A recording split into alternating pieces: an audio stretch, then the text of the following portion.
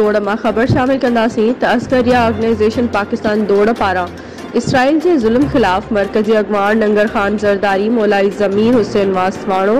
सदरुद्दीन जरदारी और मोहम्मद कासिम जरदारी की अगवानी में मस्जिद अली आरा कॉलोनी का एहतजाजी रैली कढ़ी वही, जेका शहर के मुख्तलिफ रस्तन का थींदे दौड़ प्रेस क्लब पहुंची, जिते अगवानन खिताब कंदे चयो त इसराइल फ़लस्तीनी मुसलमानन मथा जुल्म जा पहाड़ किराए छॾिया आहिनि, बेगुनाह फ़लस्तीनी मुसलमानन के कत्ल करे रहिया आहिनि। उनते अक़वाम मुत्तहिदा छो ख़ामोश आहे? असी मुसलमान मुल्कन के अपील था कयूं त सब इतिहाद में अची इन्हनि मज़लूमन जो साथ ॾियनि ऐं असां इस्लामी जमहूरिया पाकिस्तान जा मुसलमान इसराइल खां नफ़रत जो ऐलान करियूं था, छो त इसराइल जे वजूद ते कायदे आज़म फरमायो त असी इसराइल के तस्लीम नथा करे सघूं। पाकिस्तान में रहंदड़ मुसलमानन की अपील आहे मज़लूमन फ़लस्तीन जी सार लही इसराइल खां ईंदड़ शयुनि जो बाइकॉट करे मज़लूमन जो साथ ॾियनि।